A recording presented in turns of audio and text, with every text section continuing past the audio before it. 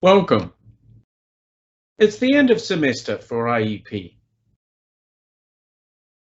And thank you for being part of the IEP journey. The intensive English program is intensive.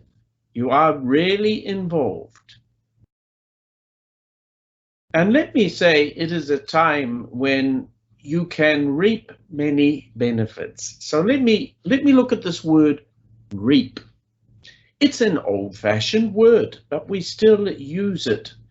And it means to get back from what you put in. You sow and then you reap the benefits, the good things. It's a bit like planting. And I think in many ways, learning in language is like planting a seed. And we get things back from it.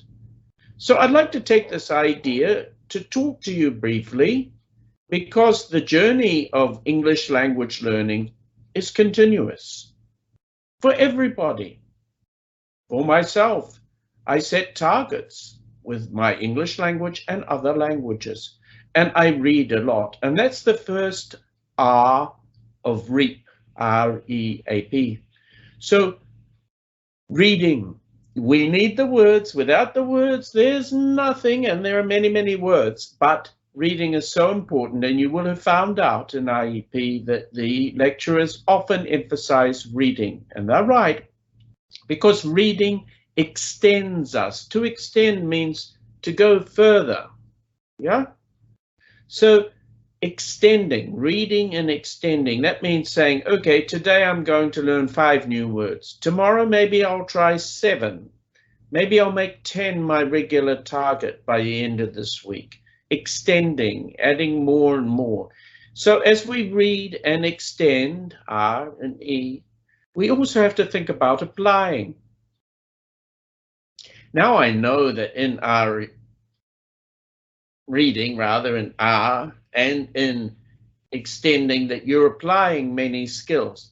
But think about applying what you've learned outside the classroom. It's so important. And even in the break, it's really important to read, extend, apply, and B, practice. You know, it's like a good sport. We have a language muscle, except it's mainly up here. It's here, it's here, and it's in our breathing. Yeah, and so it's a language muscle that we really need to practice. And sometimes we play and make mistakes, but by playing and making mistakes, we practice and we extend and we apply. And by applying, I mean we put the things we learn in different places, different ways, different contexts, so that what you learn in reading and writing also links to what we learn in listening and speaking. So I hope that you've been able to reap a lot in the intensive English program through reading, extending, applying, and practicing. And keep doing it, because that's how we develop and become empowered in language. And I'm sure that with our wonderful lecturers, my colleagues in the Center for English Language Studies in IEP, that you have done lots of reading, extending, applying, and practicing in the intensive English program. Keep at it. If you are going on to study in another course, you will still be reading, extending, and applying your knowledge and practicing new things.